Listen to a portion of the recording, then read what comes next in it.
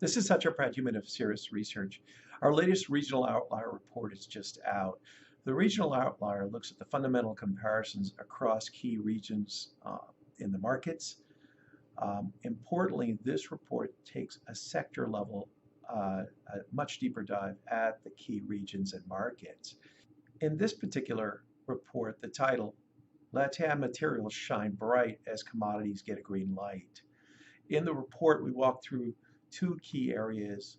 One is the materials sector that's in Latin America that seems to be working. And then two, a focus on industrials. This scatter plot here represents the industrial sectors in terms of valuations and earnings expectations. And this is an area that's worked quite well in the last year. We continue to make a case that industrial spending should continue to accelerate for a number of reasons. This has been playing out in the markets.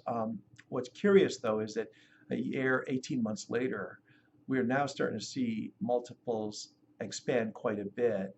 And in this report, we flag or call out certain areas where we're seeing the multiples expand quite a bit, specifically Canada, Europe, and UK, the upper right quadrant here. They seem to carry some of the highest multiples of the industrial sector globally.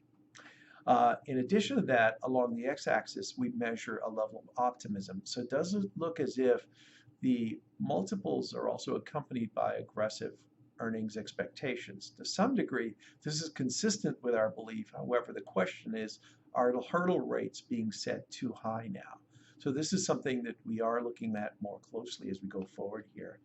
In addition to that, we've put a similar focus on Latin America for obvious reasons, that the idea that the IME trade, industrial material energy, if industrial capex picks up, typically we should see the materials area follow, and that's what we've really been seeing. As a result, Latin America has performed quite strong. But when you take a closer look at the region, at the country level, we begin to see something super interesting. One, you're seeing a bifurcation in performance, and two, they're not for the same reasons. So for instance, the outperformance that we're witnessing in Chile, that seems to make sense in terms of this materials call. However, the exposure to Mexico has also been quite strong, and that might be somewhat different. In other words, some of the work we've done on the question regarding your emerging market benchmark, how much just China belong in there, some of those questions that institutional investors are raising have potentially benefited markets like Mexico because of the nearshoring trend that seems to be underway. And again, what's curious is Brazil seems to be a severe laggard here. Some of that is the Chinese exposure that's always been there. So importantly, though, we continue to like Latin America as a region for exposure for the IME trade.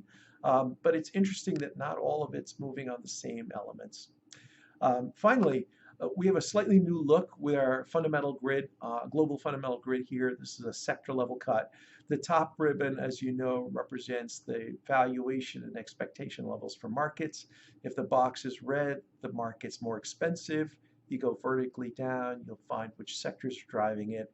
And then if there's a circle, a red or a green circle, it means expectations here in Europe, as an example, are quite rich or aggressive. And whereas here in the energy sector, we're noticing a fairly pessimistic outlook on earnings. So this is, I think, a very neat grid that allows you to quickly get a read on where the regions stand on key fundamental elements, and then importantly, the sectors that are driving that. With any questions, feel free to give us a call. Again, Satya Pradyuman of Cirrus Research. Thank you.